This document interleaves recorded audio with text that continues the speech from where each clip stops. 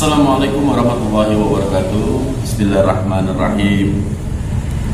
Hamdan wa syukranillah, salatu wassalamu ala rasulillah allazi la ya nabiyya ba'da, amma ba'd.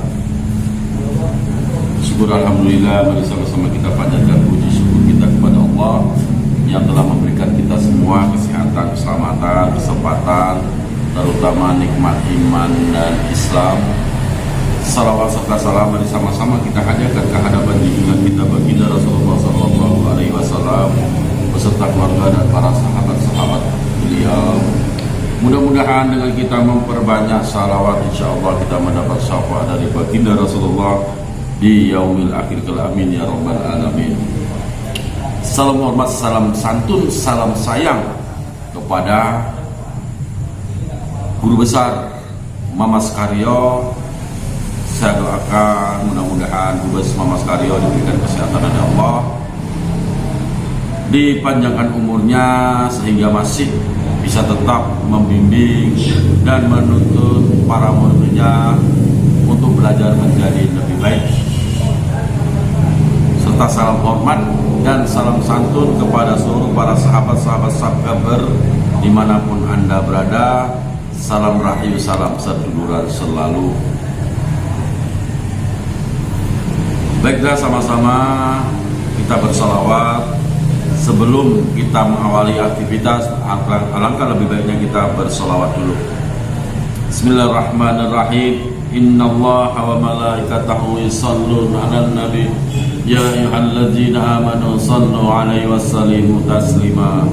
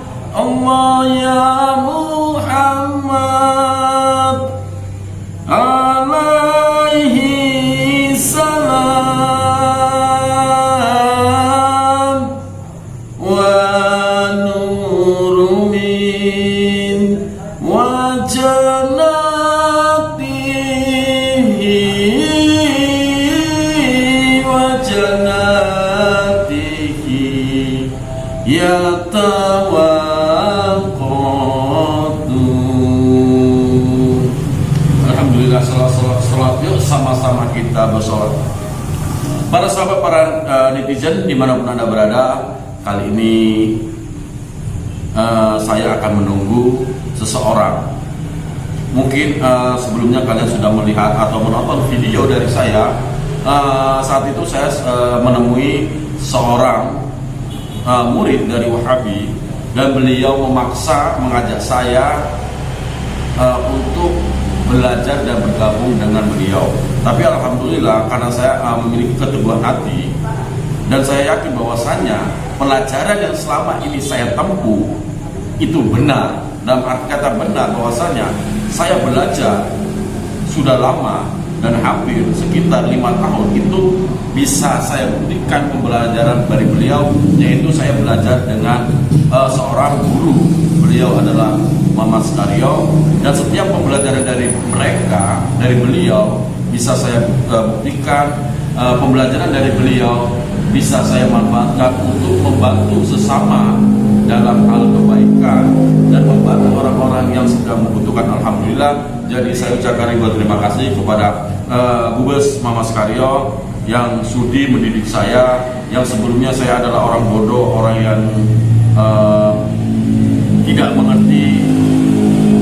Jadi alhamdulillah dengan didikan beliau, dengan pembelajaran beliau, alhamdulillah saat ini saya bisa bermanfaat, karena sebagai manusia apabila ia bermanfaat untuk dirinya, keluarga, dan orang lain dalam hal kebaikan.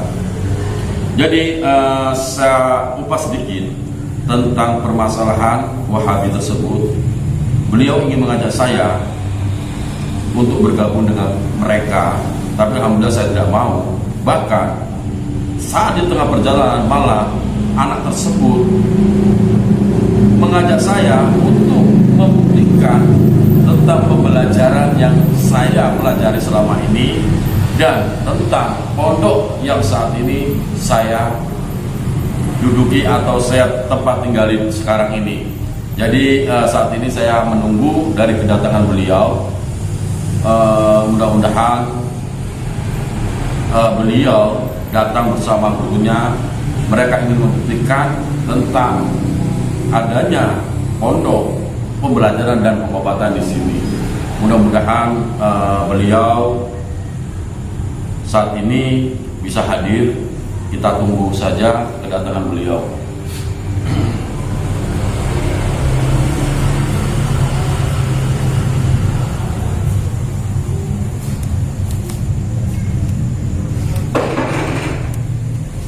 Waalaikumsalam warahmatullahi wabarakatuh. Monggo silakan. Jadi begini ya, ajaran Silakan dulu. Silakan dulu, Mas. Ya, monggo. Jadi dulu saya. Boleh, silakan dulu. Jadi gimana, Mas? Kamu datang kemari naik apa? Jalan kaki ya. Karena sudah terbiasa jalan kaki, jalan kemana pun tetap jalan kaki ya. Karena Masnya tidak memiliki kendaraan, ditakutnya bid'ah katanya ya. Bid'ah, semua bid'ah, bawa handphone bid'ah, pakai ini semua bid'ah. Jadi silakan. Saya di sini ya, bukan langsung untuk mengajar seperti ini. Iya. Saya sebenarnya untuk melihat kondisi bagaimana sih ajaran saat itu sampai tidak mau untuk ajaran saya. Seberapa bagus itu. Tapi kalau saya lihat itu, ya seperti Anda lihat, saya pengajar di sini seperti ini, dan ini adalah logo dari majelis, yaitu Majelis Zikrullah Al-Ihsan, dibina dari Mas Rey Al-Hadi, dan saya di sini sebagai penanggung jawabnya. Jadi inilah pondok kami, dan kami terbuka di depan umum ya. Kami tidak menutupi daripada sistem kerja di sini. Jadi kami terbuka, dan kami di sini alhamdulillah sudah ada daripada dukungan dari masyarakat setempat dan para netizen. Jadi pembelajaran kami, saya pribadi tidak mengatakan kalau di sini pembelajaran itu benar. kalau saya itu kan kemarin saya tidak mau. Iya. Berarti ini saya mengajak Gus lagi loh gitu. Iya. Sedangkan kemarin saya ajak Gus itu tidak mau. Berarti kan Gus menganggap ajaran saya itu salah dan mungkin ajaran Gus itu benar. Saya tidak membenarkan ajaran saya, dan saya tidak menyalahkan ajaran jenengan. Yang saya sayangkan seperti kemarin yang sering saya ucapkan bahwasanya jangan pernah menyalahkan kelompok manapun, dan jangan pernah menyalahkan siapapun, orang manapun. Intinya kebaikan itu adanya pada diri kita, pada hati kita. Mencari kebaikan itu sebetulnya, coba lihat contoh seperti ini. Ada seseorang, saya sama jenengan, saya nggak pernah berpikir buruk tentang jenengan, saya akan berpikir positif tentang jenengan. Saya melihat kebaikan dari diri jenengan sendiri dan melihat keburukan dari sisi saya sendiri, agar hilangnya yang namanya prasangka buruk itu. Jadi tadi Iya. menurut pandangan saya tadi di sini tuh ya, melihat itu bahwasanya kalau misalkan kita lihat-lihat dulu ya, ini banyak sekali yang namanya sampai jauh ini banyak sekali maksud saya. Saya lihat pengendara motor itu sebenarnya bid'ah itu ya. Apa itu? Pengendara motor yang lewat, apalagi tadi saya lihat itu Di jalan ya. iya. Ini juga seperti itu juga sebenarnya bid'ah. Beda foto ini bang beda. Jadi jenengan kemarin pakai sebenarnya ini nggak boleh tuh. Kenapa jenengan itu pakai agen ini, pakai pakaian, kenapa tidak pakai kulit? Karena itu tadi Kebutuhan. Ini dia hebatnya ya. Kalau dari dirinya sendiri semua benar, tapi kalau sisi orang lain semua salah. tidak menyalahkan juga. Kita juga harus mengikuti pembelajaran dari pemimpin guru kita. Ya, teman-teman. Jadi begini ya Mas ya. Mas kan sudah jauh-jauh datang ke pondok kami, sudah jauh-jauh ingin silaturahmi dan melihat kegiatan apa yang ada di pondok ini. Alhamdulillah kegiatan kami seperti ini, dan kebetulan saat ini para pasien tidak ada di sini, jadi mereka sebagian pulang. Alhamdulillah. Jadi ya beginilah kegiatan dari kami. Jadi yang diajarkan di dalam pembelajaran di pondok ini apa? Yang kita tahu Yang diajarkan di pondok ini adalah kebaikan. Yang mana kebaikan itu adalah bagaimana caranya agar dia bisa belajar menjadi lebih baik. Dan dengan benar-benar dia belajar itu, insya Allah dia akan bermanfaat. Bukan berarti di sini belajar seperti ini, seperti tidak. Di sini belajar adalah untuk memperbaiki diri dari hal-hal yang negatif, merubah pola pikir menjadi positif, menghilangkan prasangka buruk dan menghilangkan rasa keakuan yang ada dalam diri. apakah juga diajarkan untuk menonton gitu tayangan-tayangan yang dibuat oleh Gus dengan yang lain-lain itu? Apakah itu tidak salah? Tidak ada. Kalaupun suruh melihat atau menonton tayangan atau video-video yang saya kirim atau yang saya tayang, itu bagi mereka sah-sah saja. Kenapa? Itu sebagai hiburan. Dalam arti kata, segala sesuatu kalau kita niatnya baik, insya Allah akan baik, karena semua itu baik buruknya itu tergantung daripada niat. Berarti menyebarkan itu menggunakan media. Kami di sini penyebaran berdakwah dengan media sosial. Kenapa? Itu lebih memudahkan bagi mereka. Yang pertama, pada zaman sekarang itu, pada usia remaja, bahkan usia tua, dewasa tua itu hampir gemar dengan judi online. Jadi bagaimana caranya agar mereka setiap menonton video ini dan mereka sedikit demi sedikit akan melupakan hal-hal yang negatif. Jadi ini pembelajaran bagi mereka. Ternyata apa yang mereka saat ini jalani dan kegiatan apa yang saat ini mereka lakukan itu adalah salah. Mudah-mudahan dengan adanya tontonan hiburan yang kami sediakan, mereka akan bisa berpikir positif dan bisa merubah pola pikirnya. Tapi apakah tidak lebih baik kan seperti saya bilang kemarin mendatangi satu persatu, misalkan ada yang tadi seperti Gus bilang itu apa tadi main apa tadi judi gitu. Iya. Kan lebih baik datangi dinasihati gitu. Jadi mereka itu juga bisa bertanya. Contohnya seperti ini jenengan ya. Gini juga apakah Nah, silakan. apakah Gus itu tidak mengharapkan sebuah imbalan itu dari yang namanya itu apa tuh media sosial? Ya, setiap pekerjaan apapun kita tidak mau menutup kemungkinan ya. Saya pribadi saya tidak memungkiri setiap kegiatan apapun saya juga mengharapkan imbalan. Tapi saya tidak mematokkan imbalan tersebut. Rezeki itu pasti ada. Allah tidak akan memberikan rezeki itu salah alamat. Rezeki itu tidak akan bisa tentukan oleh siapapun. Rezeki jenengan tidak mungkin tentukan dengan rezeki saya. Begitu juga sebaliknya. Jadi menggunakan media sosial ini adalah khusus untuk berdakwah dan sebagai hiburan bagi mereka. Tapi menurut saya itu sih salah, melenceng dari pelajaran agama. Kalau zaman dahulu kan tidak ada media sosial. Ya, maka dari itu kenapa tidak mengikuti ajaran seperti dahulu? Ya, sekarang saya tanya, Iqra itu kan baca. Yang dibaca apa? Ya, Al-Data yang dibaca di dalam Al-Quran tersebut, kitab suci Al-Quran yang kan benar. Tapi coba belajar bagaimana caranya kita berdakwah. Lihat situasinya. Contoh seperti ini.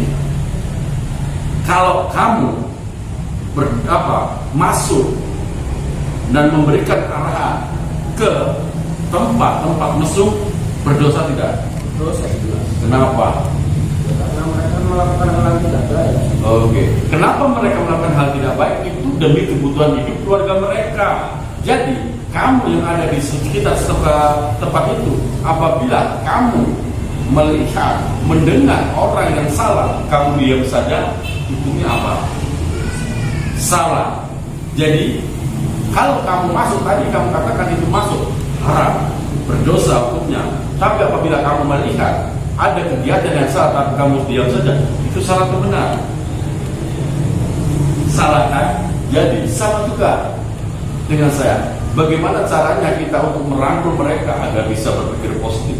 Para sampah-sampah masyarakat, para anak-anak jalanan, kita rangkul mereka, kita ajak mereka untuk belajar menjadi lebih baik. Caranya kita bimbing dia sebaik-baiknya, beri dia arahan, beri dia bimbingan agar dia bisa bermanfaat, kasih dia makan. Saya terus bilang tadi seperti Iqra atau Al-Quran itu, karena anak-anak sekarang itu kan jarang banget yang namanya membaca Al-Quran, membaca Iqra itu karena sebab apa? Sebab apa? Karena media sosial ini. Iya. Maka dari itu saya Lupa, karena sebab media sosial itu lupa kerjaan, lupa dengan orang tua kan? juga mereka kan lupa agama kan, karena media sosial ini. Iya benar. Ya. Jadi bagi jenengan sendiri, jenengan masa jenengan hidup kan ini kan masih tahap usia memasuki usia dewasa. Jadi jenengan tidak pernah memegang handphone, apalagi memanfaatkan handphone tersebut, menggunakan ya kan. Jadi jenengan itu asik belajar, tapi lupa sama jati diri jenengan itu asal usulnya itu dari mana.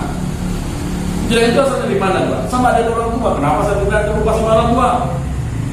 Karena itu saya bilang guru saya berkata bahwa kalau kamu sudah betul-betul baik, kalau kamu sudah menguasai, baru kamu kembali kamu pengalaman kamu bisa memanfaatkan ilmu kamu yang saya ajarkan. Itu kata guru kamu ya. Jadi sama sekali orang tuamu tidak beri kabar, apakah dengan cara telepon tidak pernah. Berarti begitu masuk orang tuamu sudah jual ladang. Iya kan?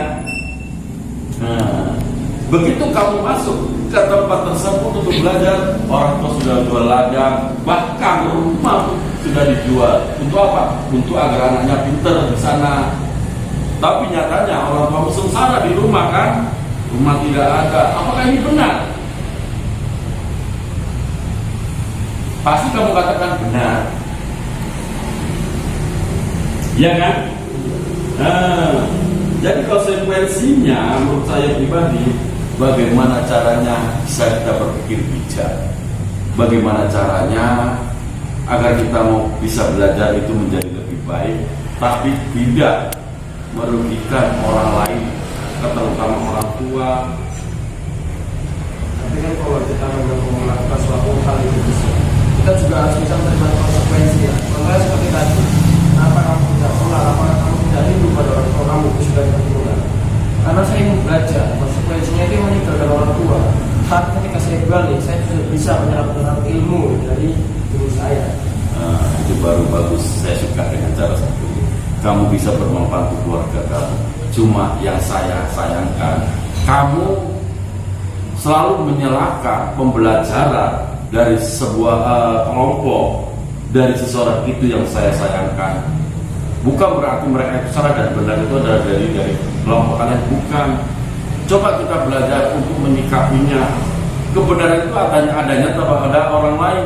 Cari kesalahan pada diri kita, itu akan menemukan konsekuensi yang baik. Kenapa saya memanjakan foto-foto tersebut? Kenapa? Itulah para alim ulama kita yang selalu membela Islam, membela agama kita. Dengan cara apa? Dengan cara mereka ikut baca situasi yang ada. Kalau kamu masuk dengan cara mengajak saya seperti ini, kalau orang paham, kalau tidak paham, kamu bisa dibunuh orang. Tapi mereka itu kan kita boleh ya, namanya itu cinta pada sahabat ulama-ulama. Iya, para ulama cintai. Tetapi kan kita cukup mencintai dalam hati. Tidak harus dipajang budaya seperti ini. Ini kan sudah disembah, inilah wujud cinta kita kepada mereka. Tapi ini melalui budaya melalui apa? Melalui tadi kan. Ini adalah para Habib ya, para Habib. Ini adalah keturunan daripada Rasulullah. Apabila ada foto mereka ada di sini, berarti inilah keturunan Rasulullah ada di sini, walaupun bukan mereka orang yang sendiri datang, tapi mudah-mudahan dengan fotonya tersebut kita selalu ingat dengan sholawat, dengan adanya para abad itu kita ingat kepada sholawat dan cinta kepada baginda Rasulullah. Gitu ya. Zaman dahulu itu kan orang mencintai ya, orang mencintai Rasulullah itu misalnya bisa. Apa orang itu membaca foto Rasulullah? Bahkan dulu kan tidak ada tuh namanya alat seperti itu. Mereka hanya mencintai dalam hati mereka. Apabila mereka merindukan, mereka ingin bertemu dengan Rasulullah. Makanya itu zaman sekarang dengan bagaimana cinta kita kepada Rasulullah, kita perbanyak sholawat. Kenapa? Tidak harus dipajang seperti ini toh. Ini kan hanya sebagai bentuk sayang kita. Saya tahu, tapi kan maksudnya itu caranya itu yang salah menurut saya.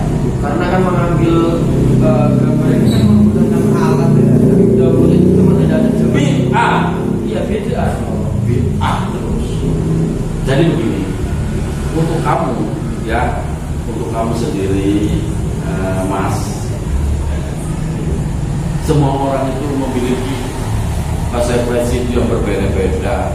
Cara mereka, cara dakwah masing-masing itu berbeda-beda. Kalau cara saya seperti ini, yang pertama dengan membantu dan menolong orang lain. Ada permasalahan mereka itu seperti kesehatan yang lainnya itu, mereka itulah bentuk dakwah saya, bentuk dakwah kami yang ada di sini. Berbeda dengan tempat kalian berdakwah dengan door to door, datang ke rumah orang, nanti mereka diajak bergabung, setelah itu mereka suruh sedekah dengan cara menjual tanah, rumah dijual dan dilimpahkan sedekah ini kepada gurunya. Itu yang juga salah, berarti dia tanpa disadari mempersulit orang lain. Tapi kan bukan berarti sedekahnya itu sedekah itu kan tidak membuat miskin gitu ya. Mereka kan sedekah juga kan diberi ilmu yang Sebagian sedekah itu bukan semua tapi sebagian. Bukan semua tapi sebagian. Karena mereka bersedekah, mereka mendapat ilmu itu dari ilmu yang Oke, sekarang begini. Kalau dari mereka orang susah, dia hanya memiliki satu rumah, lalu bergabung dengan kalian dan tiba-tiba kalian mengatakan ibu harus sedekah. Karena dengan sedekah ini ibu akan begini seperti ini bla bla bla dan lainnya. Lalu mereka paksakan untuk menjual tanah dan rumahnya dan mereka tidak punya rumah. Itu bagaimana? Susah nggak mereka? mungkin. Nanti rezeki itu kan kata bisa tidak dapat orang yang salah. Itu kan sendiri gitu ya. Nanti kan masih mereka itu ada lagi. Karena sedekah itu kan sedekah memang tidak membuat miskin itu toh. Iya benar. Karena sedekah tidak membuat miskin. Tapi kalau sedekahnya seperti ini bukan juga miskin lagi, buat hancur kehidupan masyarakat dan mereka itu tidak bisa untuk berpikir ke depannya bagaimana untuk menghidupi keluarga mereka. Ini juga jahat.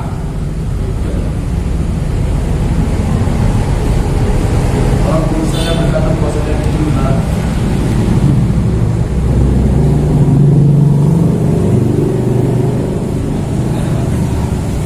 Jadi begini ya Mas, nanti kamu boleh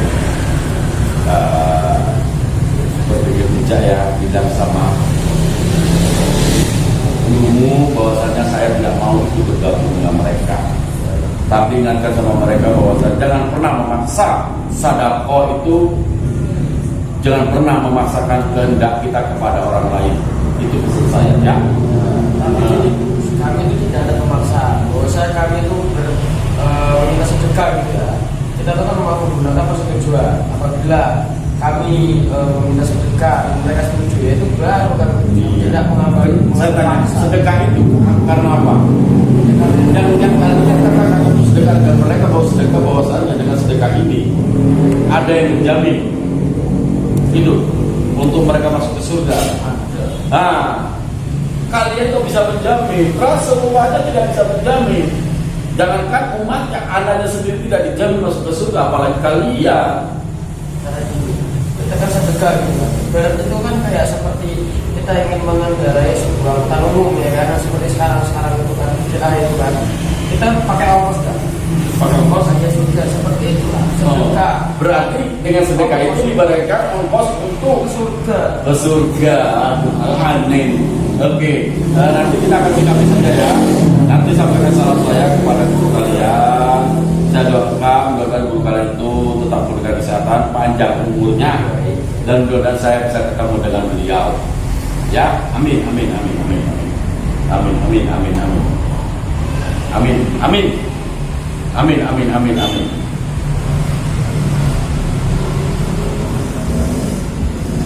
Amin. Ya mudah-mudahan dengan sehat ya, tetap semangat ya. Begitulah para sahabat ya. Kita akan tunggu daripada jawaban beliau tentang permasalahan ini. Sudah kalau gitu saya bikin pamit dulu. Ngomong, silakan. Tidak betah ini melihat keadaan yang Oh silakan, BDA ini. silakan, silakan, silakan. Monggo. Monggo, monggo.